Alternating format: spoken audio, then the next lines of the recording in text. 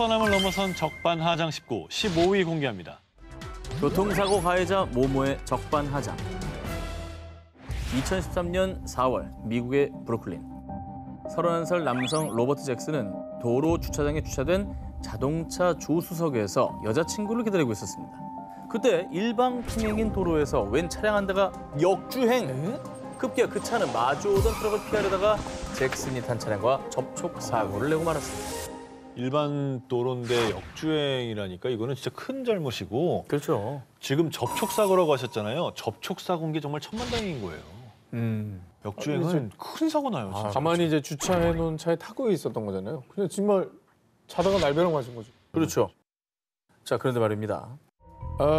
이거 여자친구 차인데 제가 잘 얘기할 테니 자동차 긁힌 것만 보상을 해주시면 됩니다. 아니 무슨 소리야? 당신이 우리 차에 달려들었잖아. 가해 차량에서 내린 두 남성은 정말 뻔뻔하게도 사고를 내놓고는 오히려 피해자인 잭슨에게 죄를 뒤집어 씌우려고 한 겁니다. 야, 이거 황당해서 약간 말도 안 나왔을 것 같은데. 역주행에서 본인이 잘못해 사고까지 냈으면은 이거 정말 싹싹싹싹 빌어가지고 이 정도면 진짜 고맙습니다 하고 와야 되는 거예요. 배송만 하고. 그러니까요. 근데 블랙박스나 CCTV 사고 장면 찍혔죠? 자, 그런데 말입니다. 사고 후 가해자들은 마치 CCTV를 찾는 듯 주변을 두리번거리더니 CCTV가 작동되지 않는 걸 봤는지 갑자기 당신을 무면허 운전 혐의로 체포합니다. 사실 잭슨을 체포한 가해자들은 경찰이었습니다. 가해자들이 탄 차량은 경찰차였습니다. 경찰차가 역주행을 했다고? 근데 잭슨 입장에서 쉽지 않았을 것 같아요. 이거 왜냐면 잘못하면 말려요. 일반 운전자도 아니고 여기는 공권력이니까. 그렇지. 잘못하면 난리 납니다. 완전 힘의 불균형이 엄청난 거잖아. 그렇습니다. 사고 직후 무면허 운전 혐의로 기소된 잭슨은 자신의 무고함을 밝히기 위해 경찰과 힘든 싸움을 이어나갔습니다. 그리고 정말 어렵게 잭슨은 그간의 억울함을 풀 수 있었습니다. 뭐가 하나 나갔네. 내가 볼 때 주변에 누군가가 찍고 있었을 거예요. 불행 중 다행으로 사고 현장 인근 건물의 한 CCTV에서 사고 장면이 담긴 동영상을 뒤늦게 확보한 것입니다. 사고 당일 가해자인 경찰들이 이 CCTV는 놓친 듯합니다. 이후에 뉴욕 경찰은 해당 사건을 관련 기관에서 조사할 예정이라고 밝혔습니다.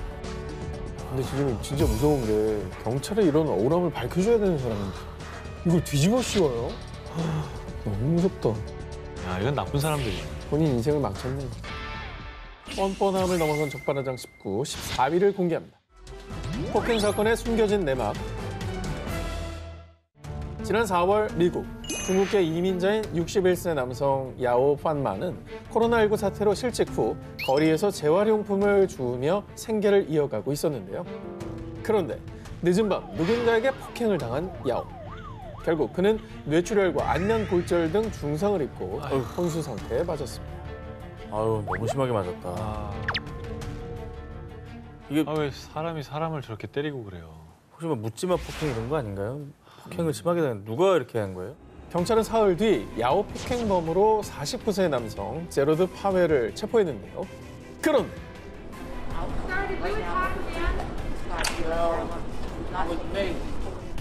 오히려 자신이 야오에게 폭행을 당했다며 억울함을 호소한 파웰. 뿐만 아니라요. 제가 아시아인 강도들한테 당했는데 그 남자가 강도들과 한패가 분명해요. 내가 피해자라고요. 파웰은 사건 전날 아시아인 강도단에게 돈을 뺏겼는데 야오가 그 강도단의 일원이라고 주장. 그리고 사건 당일 우연히 마주친 야오가 자신을 조롱하며 위협했다고 주장했습니다. 와, 그럼 맞은 사람이 강도였다 이거죠? 예, 그렇게 주장한 거죠. 난 정당방위였다. 자, 그런데 말입니다. 조사 중 밝혀진 충격적인 진실. 왜 이유가 왜? 왜 사람 죽겠네. 쓰러진 야오의 머리를 무자비하게 짓밟은 파웰. 심지어 당시 목격자에 따르면요. 야오가 깡통을 줍고 있는데 갑자기 저 남자가 뒤에서 달려들어서 야오의 머리를 발로 찼어요. 이 사건은 아시안 혐오 범죄로 보도되며 세간에 큰 파문을 일으켰습니다. 아니, 본인이 먼저 폭행을 하고서는 피해자 코스프레를 한 거잖아요. 너무 뻔뻔하네요. 저 또 영상 없었으면 유야무야 됐을 그러니까요. 일이네요. 아니 근데 저거는 너무 사람을 세게 폭행해서 혼수 상태까지 갔다니까. 맞아요. 살인 미수 아닙니까 저 정도? 그렇게 봐야 되는 거죠, 맞습니다. 사실. 파웰은 이 사건으로 살인미수, 증오범죄 혐의 등으로 기소됐지만 정말 뻔뻔하게도 끝까지 무죄를 주장했는데요. 하지만 결국 유죄가 인정돼 최대 25년형을 선고받았습니다. 손바닥으로 하늘을 가릴 순 없습니다. 얄팍한 거짓말로는 죄를 덮을 수 없다는 걸 깨달아야 할 겁니다. 뻔뻔함을 넘어선 적반하장 19, 13일을 공개합니다.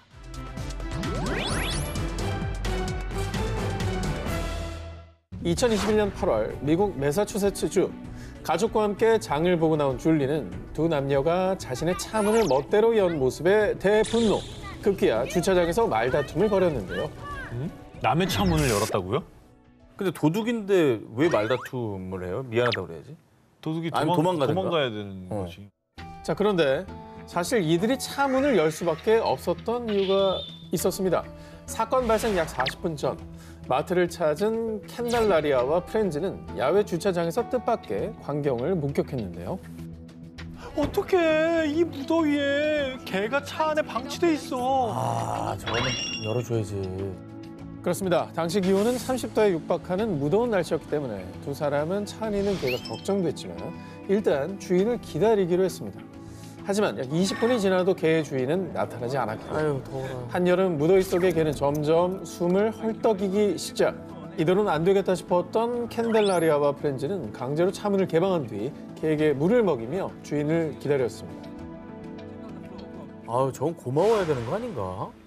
아니 그걸 떠나서 미국은 저거 형사처벌 대상 아닌가요? 자, 그렇습니다. 그리고 약 40분 뒤에야 모습을 드러낸 개의 주인인 줄리는 You touched my door in my car. Do you own my vehicle? Do you want me to call the cops? Do you want me to call the cops You can on you? back up. And you put your hands on me You first. can back away. Fine. Keep approaching. You You're very. fine. And you have on recording. Hello. 정말 무개념이네. Hello. 아, 저거는 정말 인성이 문제 있네. 야 정말 상식이하다. 매사추세츠 법에 따르면 개를 무더운 날씨에 방치할 시 $500 이하의 벌금을 부과. 뿐만 아니라 당장 개를 구조해야 할 응급 상황인 경우 주인이 없을 때 창문을 깨도 법적으로 문제가 되지 않는데요. 즉 칸델라리아와 프렌즈의 도움이 아니었다면 사랑하는 본인의 반려견이 목숨을 잃을 수도 있었던 데다 견주 본인 입장에서도 범법자가 될 수 있었던 상황이었음에도 불구하고 줄리는 고맙다는 인사는커녕 불같이 저렇게 화를 냈고요. 심지어 이들에게 물건을 던지며 위협을 가하기까지 했습니다. 그리고 당시 상황이 알려지자 사람들은 감사할 줄도 잘못한 줄도 모르는 무개념 견주라며 그의 뻔뻔한 행동을 비난했습니다. 야, 나는 저 개가 불쌍해. 주인이 저 모양이니 아우 정말. 사실 꼭 법이 이거를 범법으로 정하고 안 정하고와 관계없이 자기 개를 위해서 저렇게 안 하고 싶지 않을까? 개가 너무 하면 안 되는 거 아니에요? 뻔뻔함을 넘어선 적반하장 19, 10일을 공개합니다. 이번 특종은 2016년 미국 사회를 떠들썩하게 만든 한 장의 편지를 먼저 소개하겠습니다. 그의 삶은 사건 발생 이후 180도 달라지게 됐습니다. 행복으로 가득 찼던 그의 삶은 걱정과 공포와 우울감으로 가득 차게 됐어요. 부디 올바른 결정을 내려주시기 바랍니다. 이거 되게 진지하게 편지를 보냈는데. 진심을 담았죠? 비장한데요. 그러니까 뭔가 이게 억울한 일을 당하거나 피해를 본 사람이 인생이 너무 힘들어지니까 억울하니까 보낸 그 편지 같아요. 이 편지의 정체는 명문대 수영 선수이자 법정에 선 아들 브록 터너를 위해 그의 아버지가 제출한 탄원서였습니다. 아이, 그런데 말입니다. 정말 경악할 만한 사실은 그의 아들 터너는 피해자가 아닌 가해자. 터너는 1년 전 술에 만취한 여성을 상대로 성폭행을 저지른 강간범이었습니다. 에이, 뭐야, 피해자가 아니네요. 가해자로서 할 얘기가 아니죠. 피해자 인생이 얼마나 망가졌는데 자기 인생 뭐 180 달라진 거 이게 진짜 적반하장이다. 당시 검찰은 성폭행 혐의로 터너에게 징역 6년형을 구형. 그런데 이에 불만을 품은 터너의 아버지는 It's very important. 20여 년의 인생 중에 불과 20분 동안의 행동에 대한 대가치곤 우리 아들에게 너무 가혹한 처사라고요.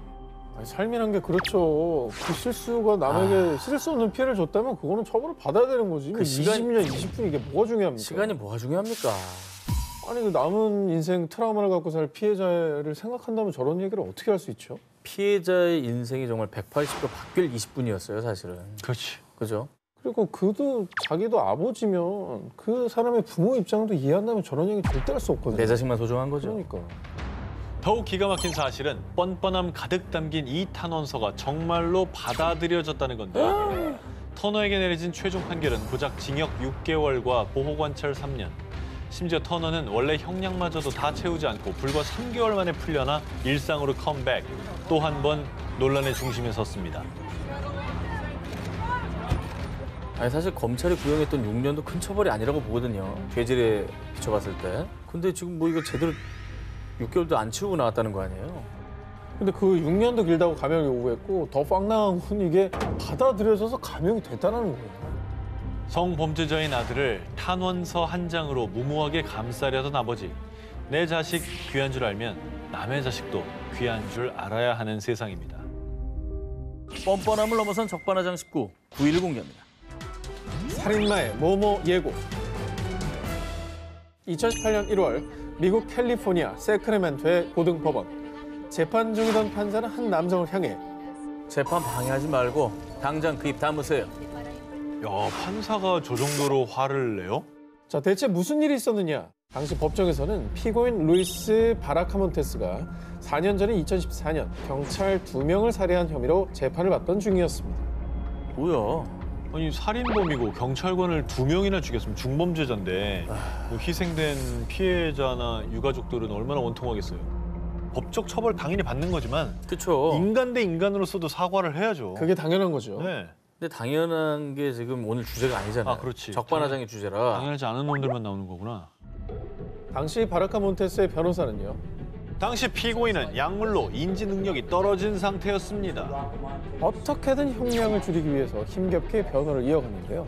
자, 그런데 변호사가 열변을 토하던 사이 살인범 바라카몬테스는요. 정말 뻔뻔하게도 재판 도중 갑자기 웃음을 터뜨린 겁니다. 어머머. 아니 왜 웃어? 왜? 아 괜히 응? 정신적으로 좀 안 좋다는 걸 막 이렇게 강조하려고 그러는 건가? 아니 그래도 자기의 살인죄를 재판하는데 웃음이 나오나? 하지만 경악스러운 살인범의 행동은 여기서 끝이 아니었습니다. Get that shit. The only thing that regret is the skill too. I wish I killed more of them. 뭐야 이건 또 살인을 예고했네요. 사페예요 사페? 유족들이 그럼. 보고 있을 거 아닙니까? 방청객으로 들어가 있겠지. 그렇습니다. 살인을 저지르고도 반성은커녕 끔찍한 살인범의 모습에 유족들의 가슴에 비수가 꽂혔고요. 그는 정말 혐오스럽고 사악한 인간이에요. 인간이 아닌 것 같은데. 미국은 좀 합의하고 좀 사죄하고 그러면 형량을 조금 줄여주기도 할 텐데. 아니 저거는 뭐 완전 포기한 건가? 뭐 오죽하면 판사가 호통칠 정도니까요. 그러니까 왜 저렇게 행동했지 이해가 안 되네. 정말 저 웃음기 싹 사라지게 큰 형량이 내려졌으면 좋겠습니다. 네. 법정에서 웃음을 터뜨리고 추가 살인까지 예고한 살인범. 극악무도한 바라카몬테스는 결국 사형을 선고받았습니다. 세상에서 가장 파렴치하고 뻔뻔한 악마의 웃음. 본인의 죄가 얼마나 끔찍하고 추악한지 평생을 지옥에서 뼈저리게 느끼시길 바랍니다. 유족을 모모한 소년 살인범의 최후. 2017년 7월 미국 17세 소년 단테 라이트는 1년여 전 18세 소년 조던 콜리의 옷을 갈취하는 과정에서 그를 살해한 혐의로 법정에 섰습니다. 사랑하는 아들을 너무도 허망하게 떠나보내게 된 엄마 캐런 클리는 법정에서 눈물로 호소했습니다. 에이구. I've lost my only child, my son, my baby, my friend. More than that, I've lost laughter and love. 어머니가 눈물을 참질 못하시네. 계속 눈물이 나시네 그냥. 가슴에 묻을 수밖에 없잖아요. 사랑하는 자식을 떠나보낸 그 마음은 어떻게 헤아릴 수 있겠습니까? 이루 말할 수 없는 슬픔에 재판 내내 눈물을 흘린 유족들. 하지만 제가 가진 모든 사랑과 웃음을 잃었습니다. On the nights I managed to 하지만 sleep, I wake up 모두의 hearing 미래를 my 위해 son scream for me. 아이들을 Said I have to 용서하겠습니다. realize all the 그거 쉽지 않을 텐데. 어? 사실 저도 아이를 키우는 부모 입장에서 이게 어떻게 다가올지 뭐 100% 이해한다고는 말씀 못 드리겠지만 아, 이건 정말 큰 결정을 내리신 거예요. 그 가해자들은 평생 갚으며 살아야 돼요. 그게 중요합니다. 평생. 유족들이 흐느끼며 말을 이어가는 그때 time of my life.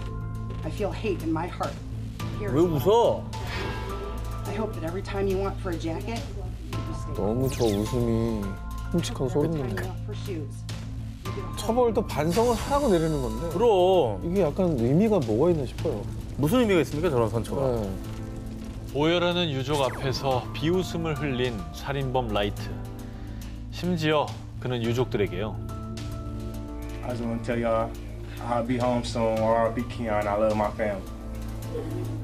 라이트는 살인을 저질렀는데도 불구하고 이미 유족과 합의를 했기 때문에 큰 처벌을 받지 않을 것이라 굳게 믿고 마치 유족들을 조롱하는 듯한 발언과 태도로 일관했습니다. 합의했고 미성년이니 크게 뭐 별일 없겠지 이걸 알고 저렇게 까부는 거군요. 아 근데 처벌이라도 좀 판사님이 세게 내렸으면 좋겠다. 아. 갑자기 그 생각이 드는데요. 그렇습니다. 그런데 역시나 법은 냉정하고 엄격했습니다. 라이트를 유심히 지켜보던 판사는요. Bargained for, sentenced by the parties, but watching you sit there, smile, laugh, and shake your head like this was no big deal, I'm very tempted to just say, I'm not going to accept this sentence agreement. We'll go to trial, and if you're convicted of felony murder, you'll go to prison for the rest of your life. That means you'll die there. That's what I'm tempted to do. 잘하셨다. 판사는 정말 이례적으로 유족의 선처와 합의를 배제하고 최고 52년형을 선고. 판결에 놀란 라이트는 굳은 표정으로 다급하게 변호사를 재촉했지만 별 수 없었고요. 결국 라이트는 평생을 감옥에서 보내게 됐습니다. 에이구.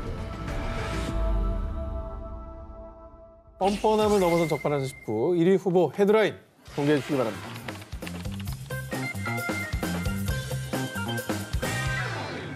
인도 뉴델리 집단 성폭행 피해자 결국 사망. 집단 성폭행 사건의 거리로 나온 인도인들. 2012년 12월 인도 늦은 밤. 버스를 타고 남자친구와 귀가 중이던 20대 여성 조티 싱.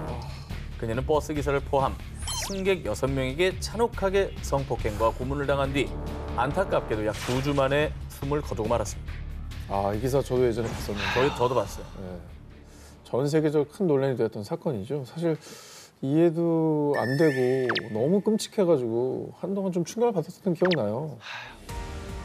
일명 인도 버스 집단 성폭행 사건 이후 인도 전역에서 가해자 엄벌과 여성인권 신장을 촉구하는 대규모 시위가 연일 벌어졌는데요. And kids being pushed, you know. 뿐만 아니라 2013년엔 인도 정부에서 성폭행 처벌을 강화하는 개정안을 발의하는 등 당시 이 사건은 전 세계에 큰 충격과 파장을 일으켰습니다. 그런데 사건 발생 3년 후 전 세계가 또 한 번 분노로 들끓었습니다. 그 이유. 여자가 어디 남자한테 저항해? 성폭행이든 뭐든 순순히 허락해야 하는 거 아니야? 헐. 이 충격적인 망언을 내뱉은 사람은 가해자 중 한 명인 무케시 싱. 그는 인도 집단 성폭행 사건을 다룬 영국 BBC의 한 다큐멘터리를 통해서 피해자에 대한 사과와 반성의 기색 없이 자신의 범행을 정당화했습니다. 뿐만 아니라 그는 인터뷰에서 अगर कोई शरीफ लड़की होती है रात को 9 बजे मतलब नहीं घूमती है लड़के भी उतना उससे ज़्यादा जिम्मेदार है रेप के लिए ये लड़के हैं उससे ज़्यादा 라고 하는 등 후안무치하고 일말의 양심도 없는 언행으로 많은 이들의 공분을 자아냈습니다. 너무 뻔뻔해서 좀 할 말이 없죠. 압도적이다 진짜 이거. 저 사람과 저런 식의 범죄가 저 사람의 나라에 대한 국제적인 인식을 떨어뜨리고 있는 거예요. 사형 선고를 받고 수감 중이었던 가해자 무케시 싱의 추악함은 놀랍게도 이게 끝이 아니었다는 겁니다. 성폭행했다고 사형당하면 앞으로 사람들은 성폭행한 뒤에는 고민 없이 여자들을 살해하게 될 겁니다. 이 같은 무케시 싱의 충격적인 발언이 알려지자 사람들은 피해자를 2번 죽이는 망언이다라며 비난을 퍼붓고요. 그리고 논란이 일파만파 퍼지자 인도 법원은 여성을 향한 폭력을 부추길 수 있다며 The government has taken necessary legal action and obtained a restraining order from the court disseminating the contents of the film. 아니 그 법원의 주장도 이상한 게 가해자의 뻔뻔한 발언이 비난받고 다시는 이런 비극적인 사건이 없어지도록 그렇게 해야지 여성 폭력을 부추긴다고 방역 금지 처분을 내린 것도 사실 이해가 안 돼요. 이 말도 사실 이해가 안 돼요. 그러네. 부끄러우니까 이제 가리는데 급급했던 것 같아요. 그렇게 생각되는 거죠. 그렇게 생각되는.